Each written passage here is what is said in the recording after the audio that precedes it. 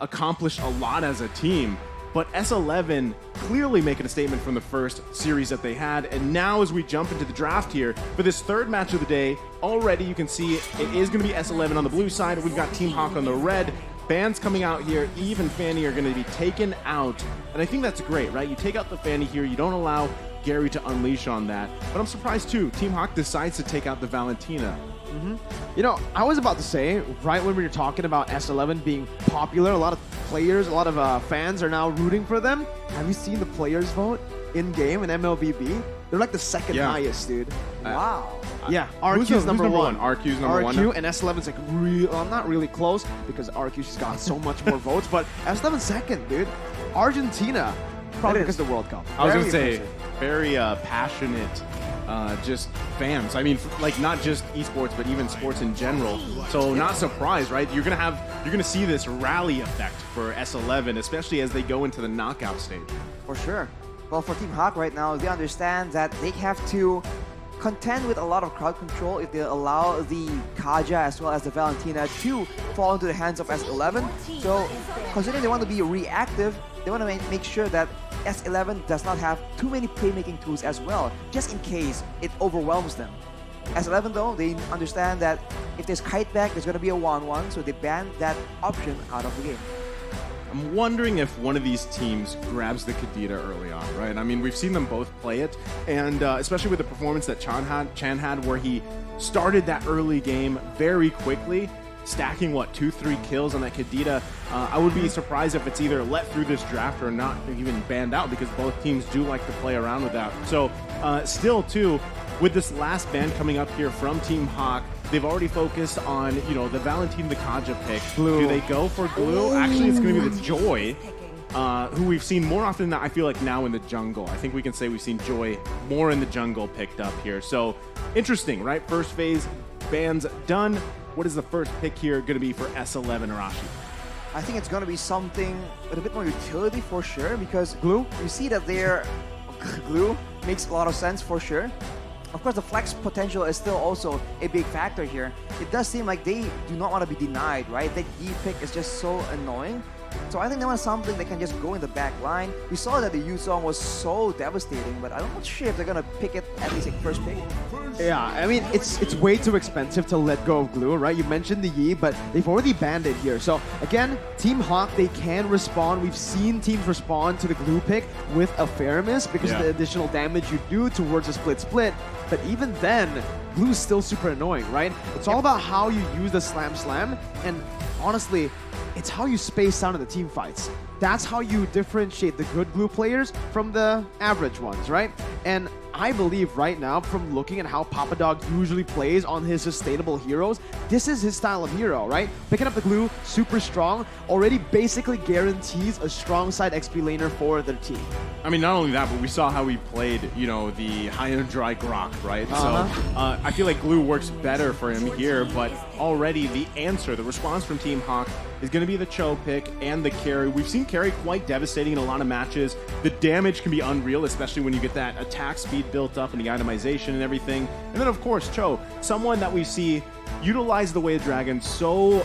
There's so many ways you can use it. Disengage, engage, you can pull the flashy plays, you don't have to. The peel is there too, which obviously is something that you really need for the carry to shine, because you can only rely so much on the dash and also the Wind of Nature, right? But if you have what you're seeing similarly, the great Cho players, they know how to peel, they know how to disengage, and they know when to engage. So still, I think there's something that needs to be drafted for Team Hawk to complement this Cho pick. But on the other side, S11 going to take out the Leslie again. 0% win rate, but it is still a devastating hero late game.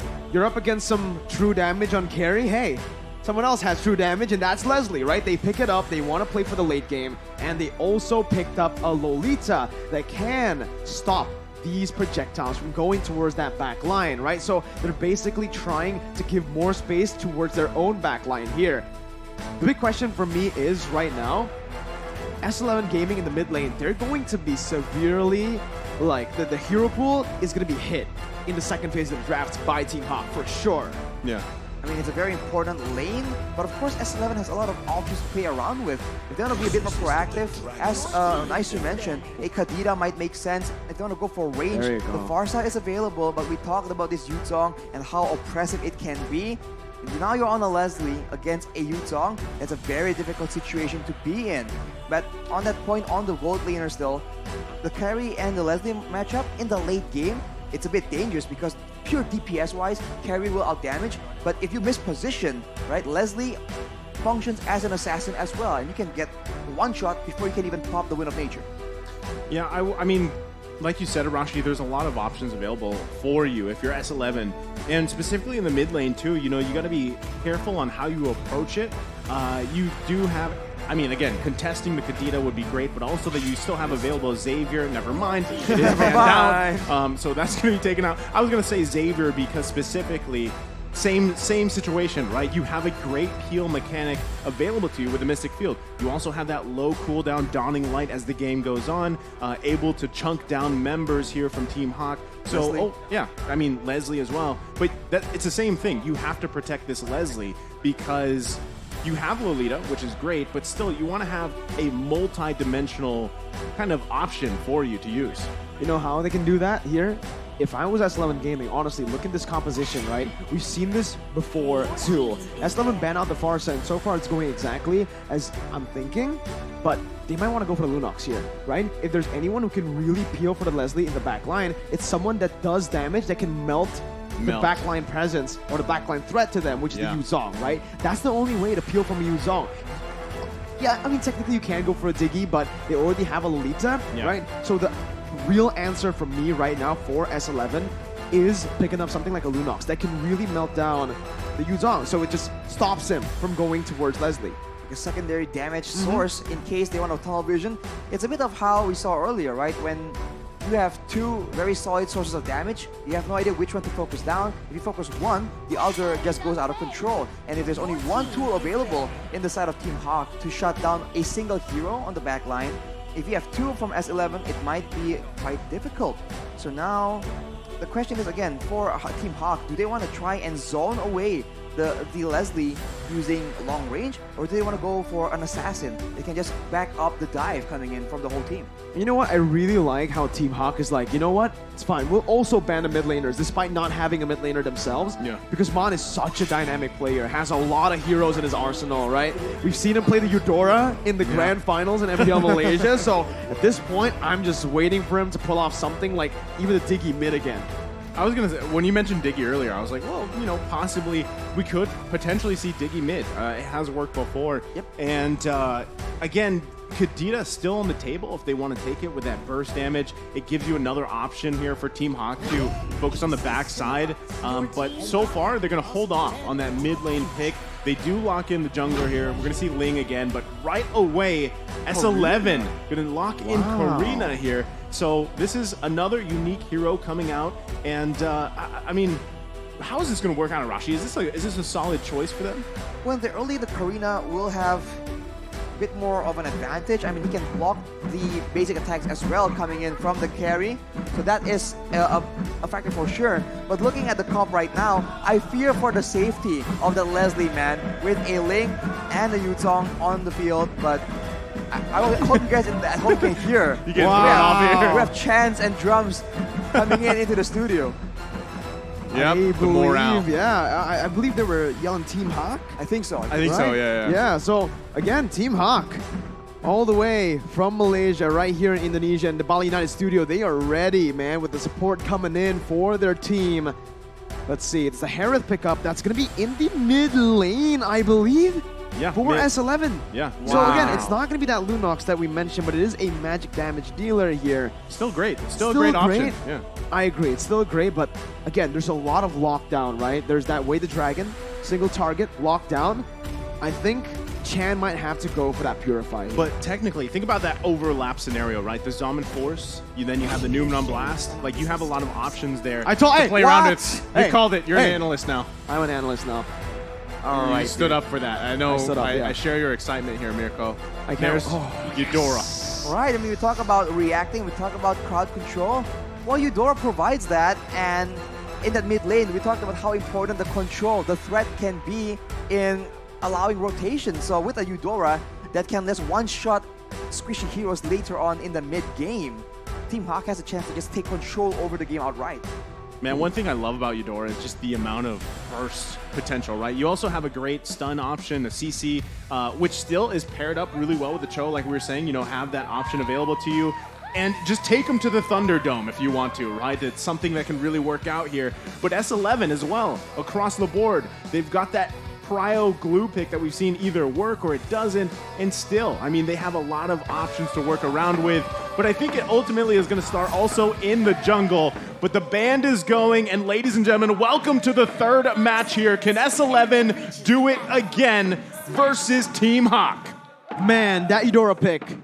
Oh, I love it here, man. The Eudora is going to have so much value, right? You want to lock down Chan, you want to lock down Kai, and especially Jotun, who's now going to really struggle when he jumps in. He might have to go for like a magical defense item early, but I have to take a look at his... Oh, he went for the mystery shot. That's not going to be a tank Karina. It's a full damage Karina. At least it should be. It's an assassin Karina attempting to burst down the Squishier members like Panda, like Gary, but of course before he can even get there, Lola needs to be dealt with first, and this EXP lane matchup, whoever comes out on top will determine the dynamic of the rotations, right? Because at any point, if during the course of a fight, a Yuzong shows up with the full combo, with a Petrify, that is just dangerous. And Glue can also wreak havoc, so that is a huge factor in deciding who has the upper hand. For now. Yeah, I think right now, you know, Team Hawk gives the Lith Wanderer away. They don't want to really chance it because early on, without, you know, the Way of the Dragon, without the ultimate even from Man here,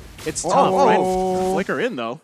Yeah, unfortunately, when you are concealed on Leslie, that second ability, the stun from Man, won't come out. So he actually kind of miscalculated. He should have used the first ability to just reveal him first. Was out of range by the time he realized. So, again, a bit of a misplay. That's a flicker burn, but chance to be taken low, taken down even here. What a rotation. Can use the Purify, but hey, that's the damage, just melting him down. You can't purify damage, my guy. That is the best crowd control, right? Death. You can't. That is the best crowd control. So, it seems like Team Hawk, despite the reputation for being more adaptive, they have taken matters into their own hands, but S11 still has control in that turtle pit. Slick movement by Kai, man. I mean, at this point, that little early first blood from Team Hawk should set themselves up for a decent turtle take here. As S11 is going to start it up, though.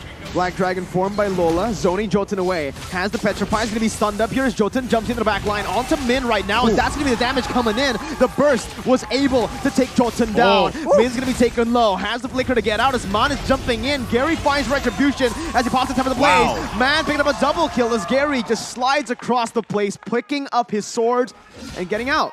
That looks so messy, but the crowd control yet again prevails. Min was caught out of position. He has the Way of the Dragon, but he wasn't sure when and where to use it. So he was moving around, but because there's so many other tools available, because Lola was able to just push everyone away and wrestle control from S11 in the beginning, he was still able to get a very impactful presence in that fight. Team Hawk right now, they have the tools available. Can they push the tempo hard enough, though? That is the main question. Because S11, they are still having a lot of crowd control, especially later on in the mid-game with all the AoE.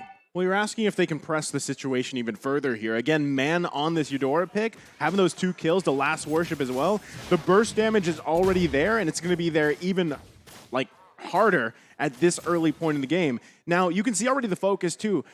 S11 knows they got to focus on Panda. This is the key to victory here. So if they can pick up a kill here, kind of put pressure on gold lane constantly, that is one of the best case scenarios for them. Again, they want to allow Kai to do what he did in the first match, where he just unleashes mid to late game. Oh my god, Erwin got the stun on the wrong target. He hit the minion, and now it's the collapse over to punish them.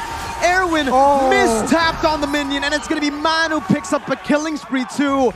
Bursting Jotun down.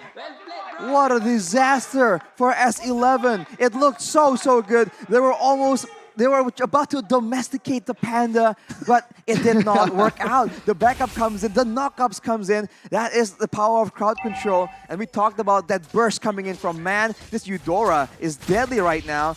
And not to mention, if you focus too much onto Panda, Gary whoa. can still be a big factor, but whoa! Everyone's gonna get kicked back.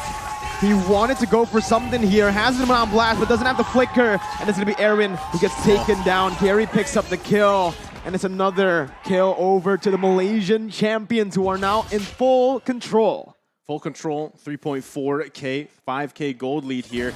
This turtle should be theirs as well. And, you know, questionably, Erwin, I mean, he was trying to just maybe buy time for that turret, but better to let it go because now this is one objective after the other going to the hands of Team Hawk here. S11's going to have their work cut out for them early on through this game into the mid game. And still, what is the answer here for Man? Man having a massive game already. This is like what Chan had in their match in match 1, right? So this is a flippy-floppy situation, but also somewhat expected from Team Hawk. They're going to put pressure where they know they need to be. Min, though, He's gonna be stunned up, that's about it, right? There's no real threat right now from S11 in terms of damage. Chan still needs to scale. Kai as well, but who doesn't need to scale? It's Man on the Eudora. That's an early game mage for a reason.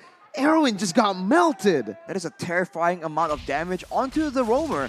If your roamer can be one-shot like that, that allows Team Hawk to just deny any kind of inquisitive maneuvers coming in from Erwin. He cannot find vision, and with that control, with those threats, they're able to get the turret, but Man here is the main target for S11. There you go, everything used, and still it's Mon surviving, but Chan jumps in with his Mon Force, picking up a shutdown and putting some gold in his pockets, collecting it. Lola still with the Black Dragon form now, gonna be out of there, gonna be immobilized down, but he's still able to get out with a Furious Dive. Meanwhile, in the back line is gonna be actually Jotun, who gets kicked back to the team, has the maneuverability to get out for a bit before Panda finds the kill. Gary now still trying to look for more damage, but it's S11 who decides to back off, and it's an equal trade in the end.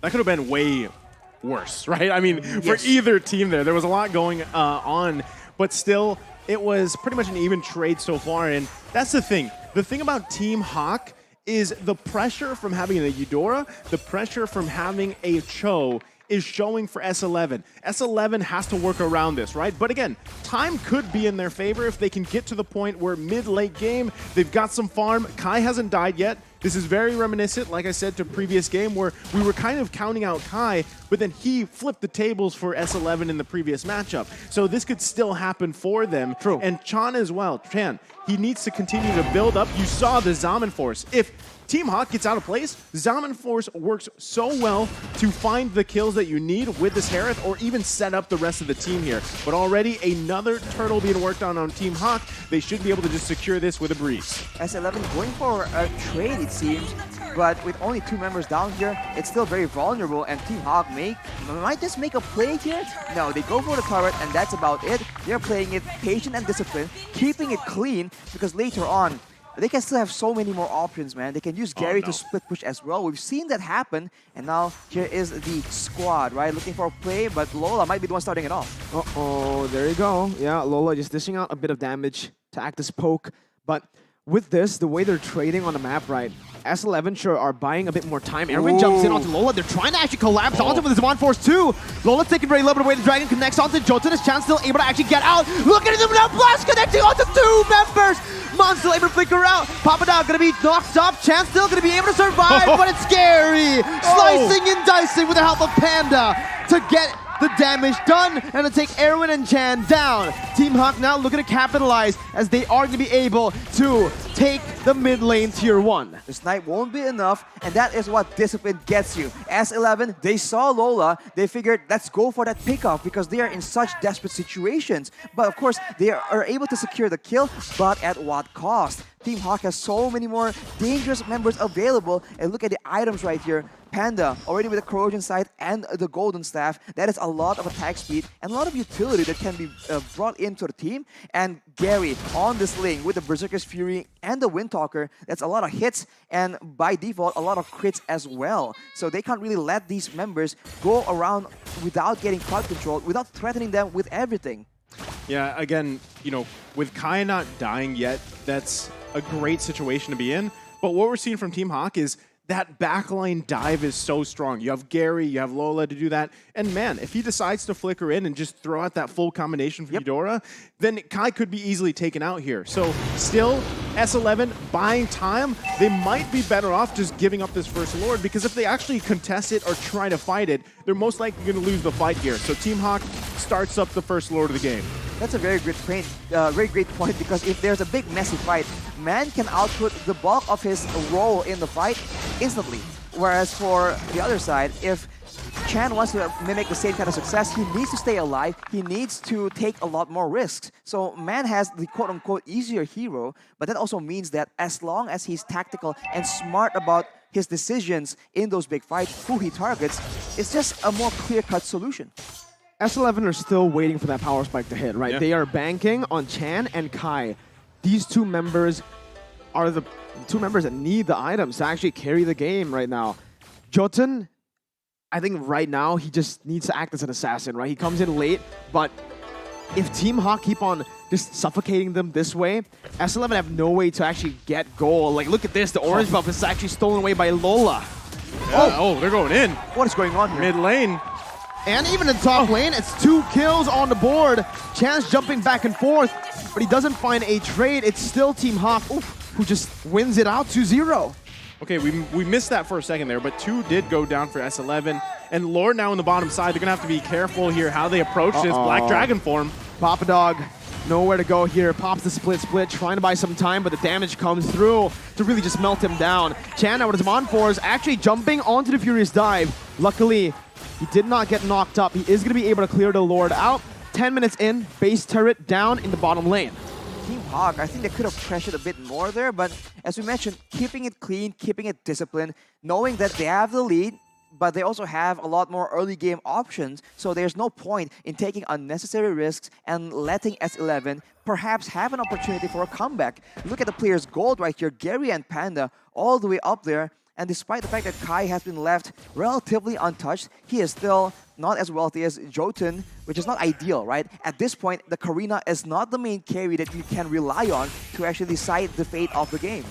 The items, right? That's what I really want to see for Kai right now. Does he have at least just the... I think he's got 2. I think he's got Berserker's Fury and maybe Endless Battle. Not sure if he was building towards that yet, but I mean, you saw the damage dealt. He's the highest there, but you saw how the discrepancy between the gold from him and even someone like Panda, right? I think it was around 2,000 gold difference. And so maybe in another 3-4 minutes, we'll see Kai pop off. Now we can take a look at the items. There it is. It is going to be that Berserker's Fury with the Endless Battle here, working on the next. So if he's going, is he going BOD here, Arashi? For the third? I think BOD makes sense, especially with how you want to be playing, right? Just burst damage, assassinations, quote unquote. But Team Hawk right now is just zoning everyone. I mean, Kai has the steel leg plates, but it's so dangerous for him to be roaming around right here because Gary and Lola can very easily take him out.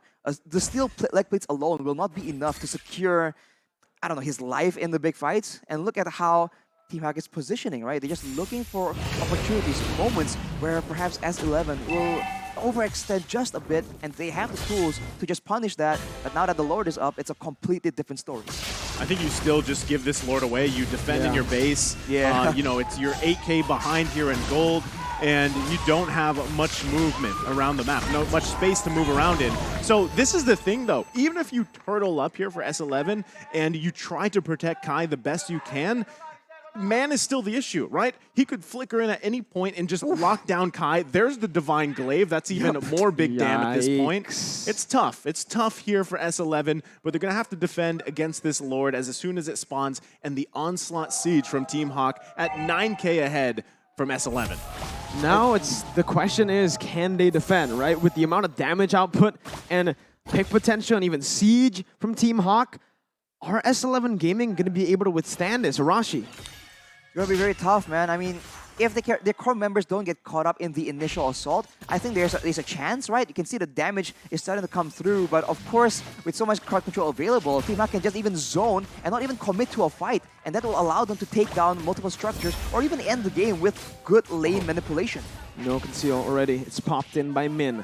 That's going to be a resource valuable towards S11 as Papa Dog tries his best to zone the other members away. Erwin with an not blast, but it's going to be Min who kicks him away. Still, base turret is up. Gary jumps in with the blade. Chance to be caught, and he's going to be taken down. Unstoppable picked up by Panda already.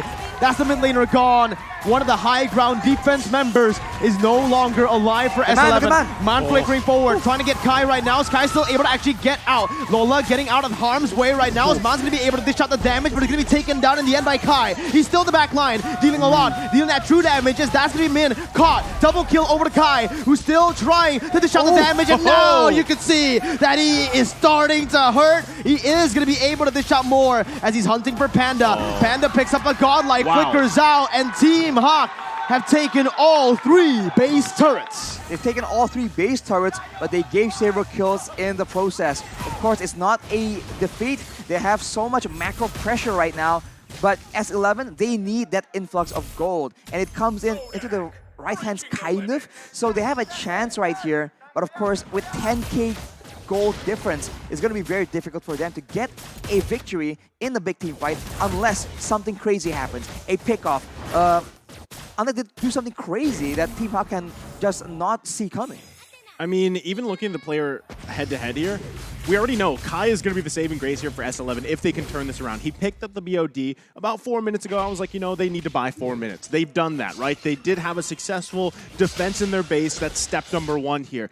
If they want to go ahead and either find a pickoff of their own before that next Lord comes up, that's probably what they're going to try to do, get in position here. That will be crucial for S11 to turn this game around. They've just got to be careful because the base is fully exposed. They've got no inhibitor turrets left. That's why you have Papa Dog parking up here on the top side. Knows that Gary will be splitting around the map here, but in just a couple seconds, Lord now going to be up, and they've got to be careful on how they approach it. That fight that S11 technically won was without Chan. Mindo looking for that position, goes on to Erwin. That's going to be Lola jumping in. Chance going to be able to pop that Zaman Force. Topped up, and that's the unstoppable by Gary. Jotun tries to look for a kill, but will fall instead. Gary's going to be taken low, but the damage coming from Kai's. That's the Erwin melted down by Panda. Still Kai in the back, but will be petrified, knocked up, and taken down by Panda and Lola. It's a double kill by the Black Dragon, and now it's time for Team Hawk to march slowly up against one member from S11. Papa Dog all alone. The miracle play will not happen as Team Hawk will be able to secure their first win at M4, silencing S11. What a performance, man. Everything just came in so well. They understood the macro decisions. They knew that S11 will be inquiring to see where they were. Are they going to be on the Lord? And they just go for the blockage. They went in behind them and completely zoned them away from their base. They did a great job defending when their backs were against the base, but the moment they ventured out, Team Hawk were waiting for the opportunity. They used the Lord strategically to bait out the members from S11, and they completely take them out. I mean, a clean game, right, from Team Hawk. This is kind of what we expected too. I love the Adora pick. I love these unique heroes that are coming out, right? Yes, it's so good. We all had our ideas about the meta coming into M4, and I feel like there, you know, some heroes were on the point, on the head, and then now we have these kind of spicy picks coming out, and I want to hopefully see more of that today and then into the knockout stage. But Eudora pick was so snowbally, and the burst was there, so congratulations just to Team Hawk and a well-played performance. Now, even for S11, it was, if for some reason the early game didn't go the way that it would, I feel like S11 could have possibly contested this match here. But unfortunately for them, I mean, by the time, 16-minute mark, you know, Kai had picked up the items he needed, but still, at that point, it was too late. This is why it's just so difficult, right? It only takes one. You think that a dominant game just requires so much setup, a big fight? Sometimes it's one single moment, right? We talked so much earlier about that almost like a misclick from the Lolita, right? And also, they fell behind too much early on. Exactly, because of these small moments, they fell behind just slightly, and Team Hawk, they are not a team that will allow you to make those kind of mistakes and not punish it. They grab onto it and ensure that you will pay the price for making a mistake against them. Man.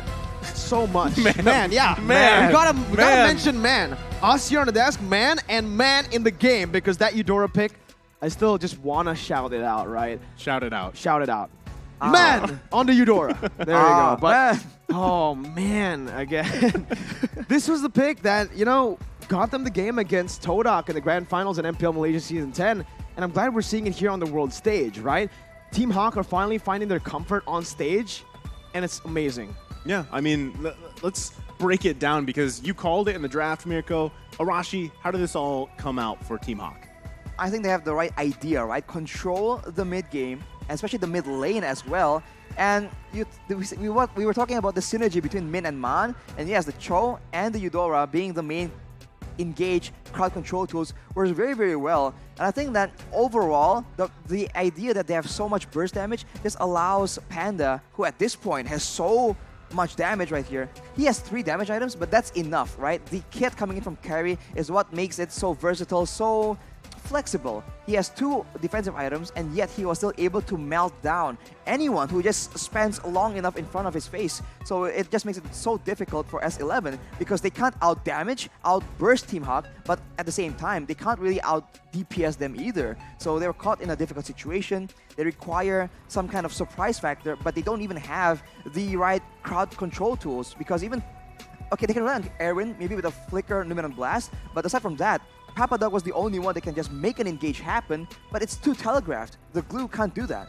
That's why I'm wondering, like, what if Jotun decided to build the Karina differently, right? Instead of pure damage, because at that point, you didn't really even get the opportunity to be that assassin Karina, right? Now, we have gone through stages where we've seen Karina built a different way, more so a tanky type where you're kind of a distraction here. Maybe that could have worked for them, but let's take a look here on the stats for the game.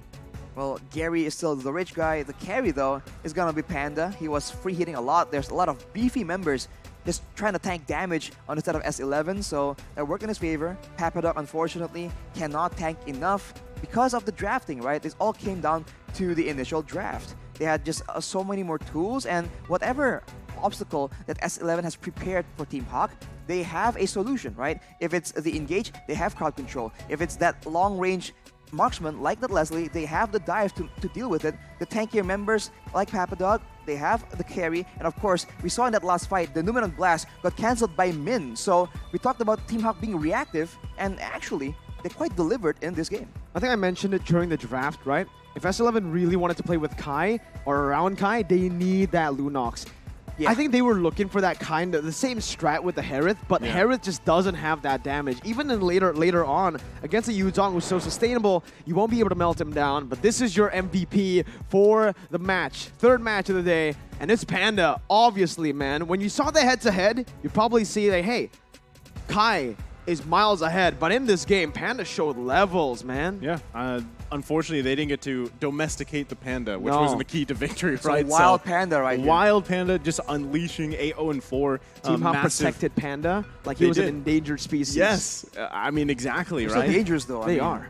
They're dangerous, man. They are. Take them, especially when they're violent, Arashi. Exactly. especially when they're they're still Arashis. bears. Okay, all right. Well, pandas are still bears in the end, so they are a very dangerous animal, and we'll see a bit of that killer instinct coming in from Panda in the highlights soon enough, because in this game, he was taking a lot of risks, and it looks quite reckless, but I think at the end of the day, he knows exactly what the potential plays are. Here is that almost fatal mistake we saw coming in from S11. It's very, very unfortunate. And with that lead, you can say Panda, see, he just knows. He's aware of all the potential threats, and he, despite being so upfront with the short range of the carry, he's just waiting, preparing his dashes to just get out of danger. See, I think, you know, Mirko made a good point here.